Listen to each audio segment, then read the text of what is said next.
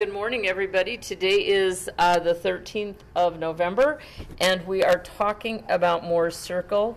Last time we talked about drawing Mohr's circles, so we developed the equations, or at least I presented the equations, for the radius of a circle, the position of the circle, and the center of the circle. And today, we're going to expand our conversation to some analysis. So we start with a stress block, and the one I'm choosing is in 7.3, and what I have here is a sigma y that is negative because this is in compression, and the magnitude of that is 10 ksi, and in the sigma y direction we have 6 ksi. It's positive, so it's in tension on the x axis. Then our tau xy is 4 ksi. KSI, there we go. So we know that that is a planar function. This rotation is clockwise, so in order to keep this block from spinning, we are also going to have, counterclockwise rotation on the other two faces, okay? So in order to draw the circle, we want to find the center, and then we want to find the radius. And then I will attempt to draw something that looks like a circle rather than an egg. So my center is going to be at sigma x plus sigma y over 2 in the sigma direction, comma 0. So that is 6 ksi plus a negative 10 ksi over 2, or negative 4 over 2, which is negative 2 ksi. Okay? So the radius of the circle is going to be at, I always have to look up the formula so I don't make a boo-boo, the square root of sigma x minus sigma y over 2 squared plus tau xy squared. So here my sigma x is 6, my sigma y is negative 10. Take that quantity, divide it by 2 and square it, add to that my tau xy, which is 4 ksi squared. So I have 6 minus a negative 10, which is a positive 16 over 2, quantity squared plus 4 squared. 16 over 2 is 8. 8 squared is 64. 4 squared is 16. So the radius of my circle is the square root of 80. And 9 times 9 is 81, so that's just under 9. It's 8.94. Okay, 8.94 ksi. All right, so the first thing that I want to do then is to construct Mohr's circle before I start on my analysis. And if you recall, this axis on Mohr's circle is not x, it is sigma. And this axis is not y, but it is tau. We know that sigma x and tau xy, or sigma max and tau xy max are 45 degrees apart in real life. So on the square, on the stress block, it's 45 degrees. On the circle, they're 90 degrees because 2 degrees on the circle is the same or represents 1 degree on the block. Right? So the first thing I do is I find my center, which is at negative 2. So if I go 2, 4, 6, 8, 10, 12, my center is right here because it's always at 0. Because why? The principal stresses occur where tau is equal to 0. And then my radius is 8.94, or almost 9, which means that 2, 4, 6, 8, 10, my tau max is 8.94.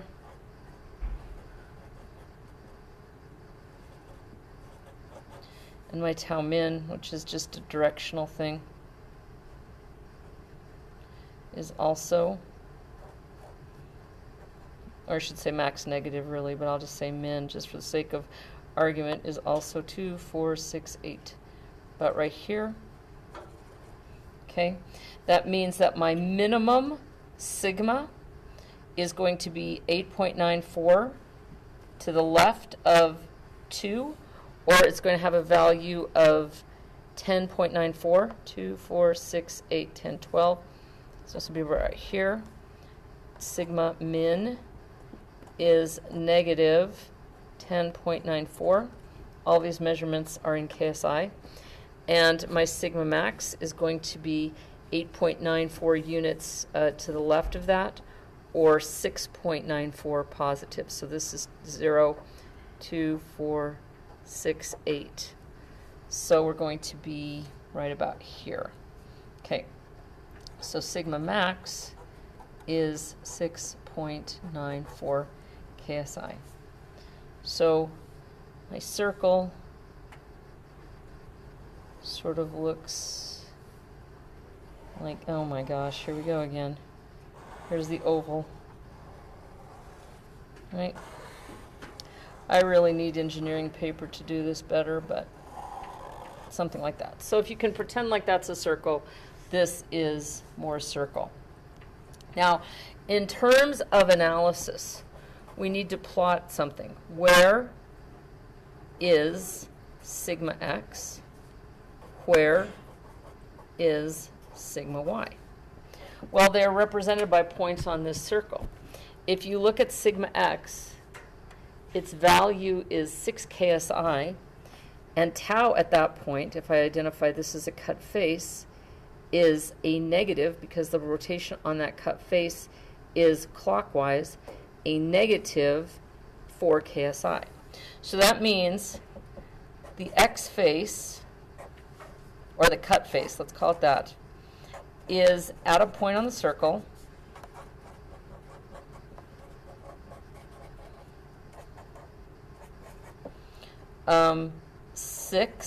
positive 6, comma, negative 4. So that means 1, 2, 3, here's 6, negative 4. 6, comma, negative 4 equals the cut face. Okay? Now, I need a different color pen if I have one. Green. All right. Now, let's do one more point. What about this face? This face is how many degrees? This is 90 degrees off, right? And 90 here is 180 degrees here. So if I go through the circle, 180 degrees just means a straight line.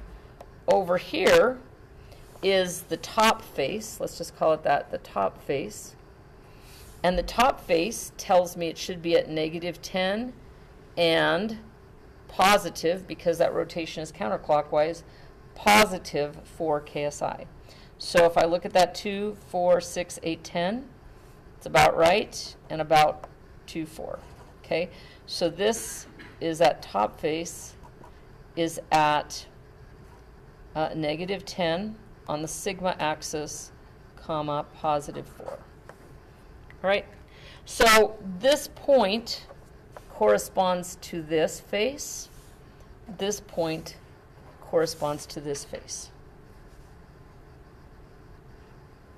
And remember, we're going through the center of the circle, which is not on the tau axis. All right, so the first question of analysis is,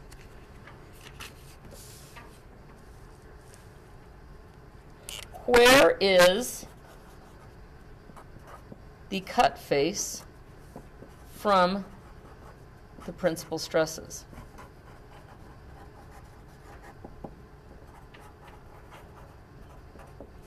In other words, what is this angle? And then on the cube, it would be half of what I measure on the circle. And then which is the rotational direction? All right, so the cup face, the way I have it drawn, you have to rotate from cut face.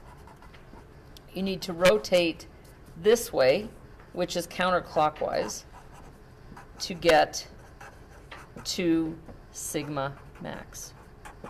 Okay? So if you think about the stress block, what we're talking about is sigma max is going to be some rotation this way. That's counterclockwise. Some rotation this way. So the only difference that you need to remember is this is really where my x is. This is sigma x. And this is my principal stress. So in other words, this is not laid out x and y, as I've said like 10,000 times. This is laid out x and y. This is laid out principles. So I want to find out how far, what kind of a rotation I am to get from x to the principal stress. Because isn't that what we're interested in? We're interested in where that stress is the maximum. And where that stress is the maximum is where the failure is going to occur. That's going to be our fracture plane. So we need to find that plane. So how do I know what this rotation is? Well, if you look at it, it's really just a triangle, isn't it? This triangle is the radius. This triangle is what? This value is 6 plus the center. So this value is 8. And this value is 4. And then this would be the radius, which is 8.94. All right. So what is this angle? Let's just call this theta on the circle.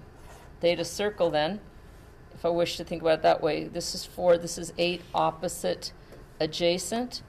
Opposite and adjacent is tangent. So it's the inverse tangent of 4 over 8. The inverse tangent of 1/2. I don't have a good enough calculator. Tell me what the inverse tangent of 1/2 is.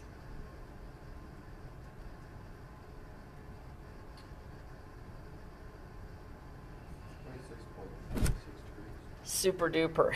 So 26.56 degrees. Okay, that's on the circle, isn't it? That means that theta on, oh, this is weird. I need to put circle here. Let's put block. I was going to put cube, and of course they both start with a C, so that would be bad. So theta on the block is 1/2 of theta on the circle. So that's 13.28 degrees. All right?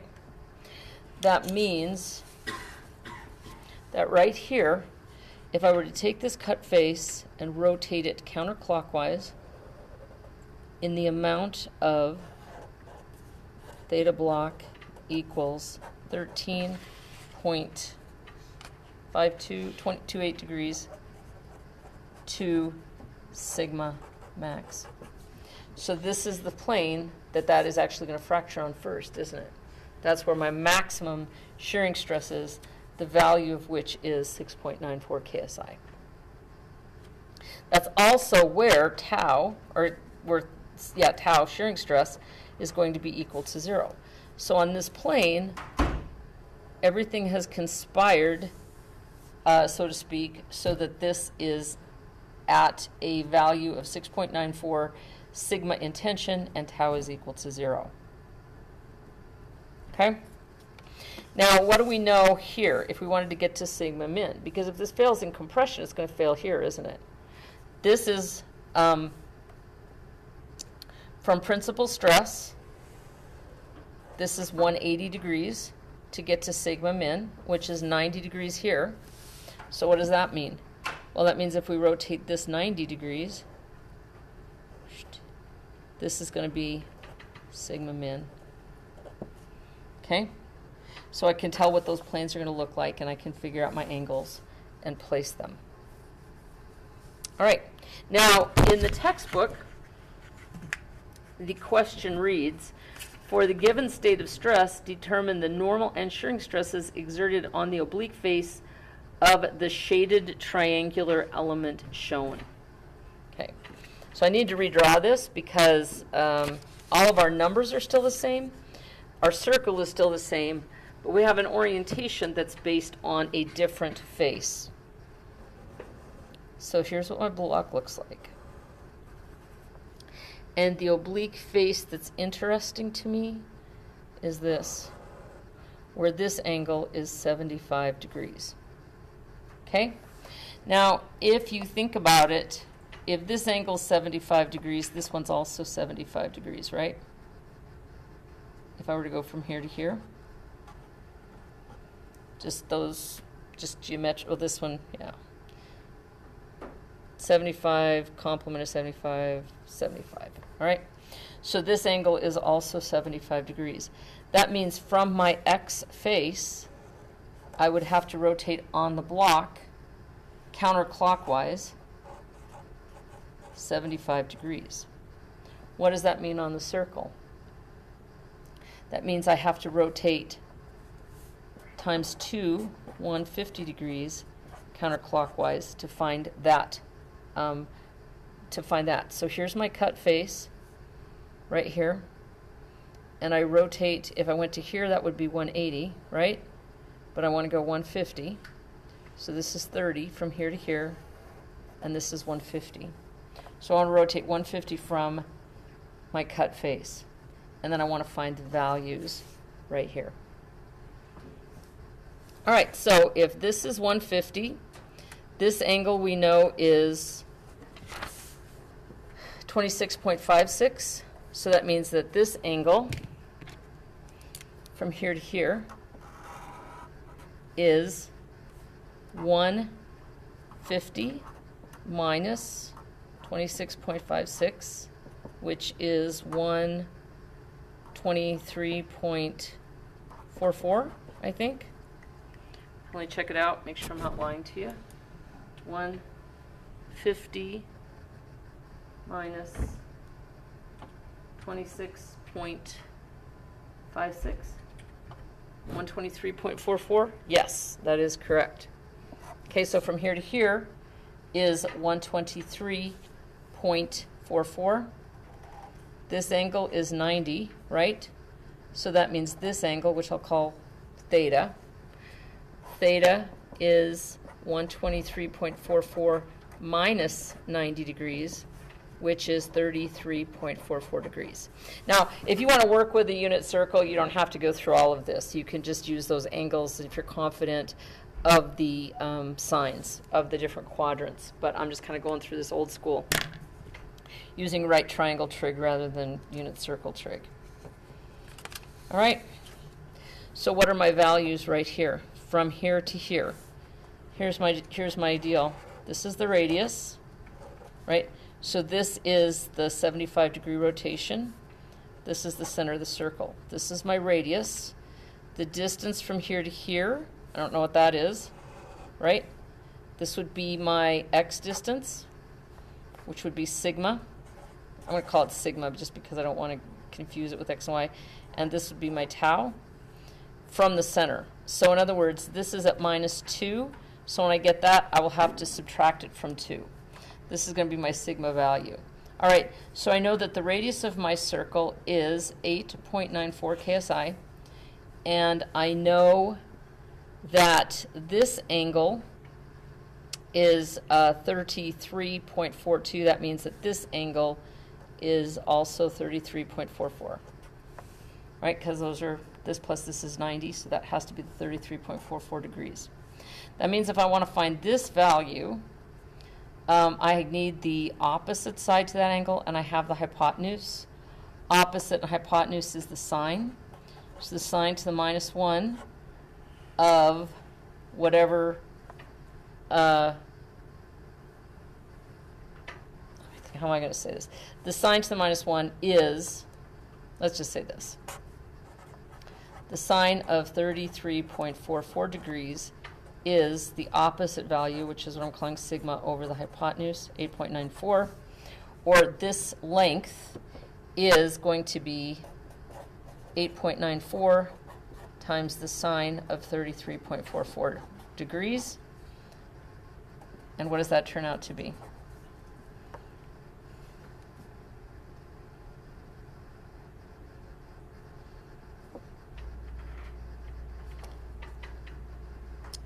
Somebody tell me what the sine of 33.44 multiplied by 8.94 is.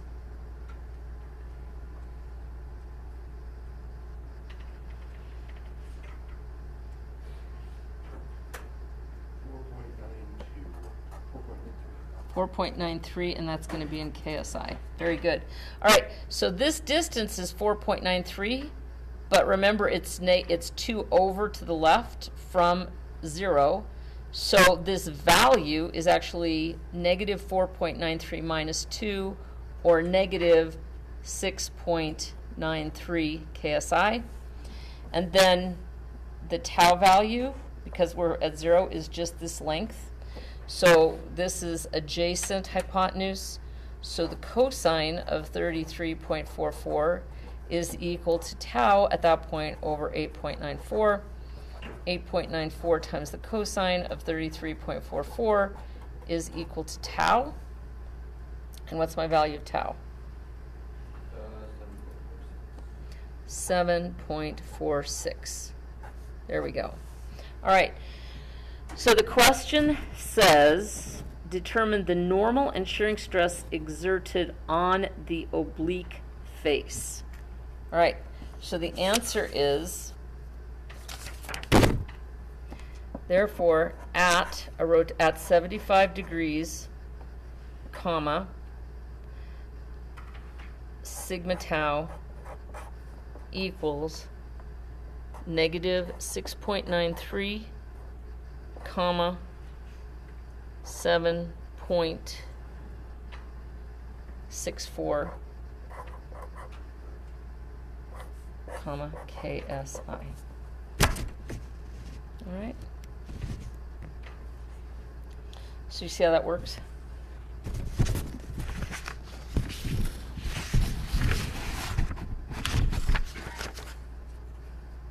All right. Do you have any questions about that? Because this is the rest of your homework, is to finish, I guess would be the best way to put it, finish answering the questions for 7.1 through 7.8. Right? So in each one of these cases, I think actually 7, 5, 6, 7, and 8, you've already done all of the work. You can just write those out. But for 1, 2, 3, and 4, you'll have to take those cut faces and analyze the circle. So that will actually not be, you only really have 4 problems that require more analysis than you've already done. All right, questions? Well, all right, gentlemen, that's it for today. So finish those problems, and we'll meet again Wednesday. Now, as you know, like I said, next week is Thanksgiving, no class whatsoever. So we just have Wednesday and Friday this week, then an entire week off, which would be really nice. And then we'll come back and pick up where we left off. All right, there we go.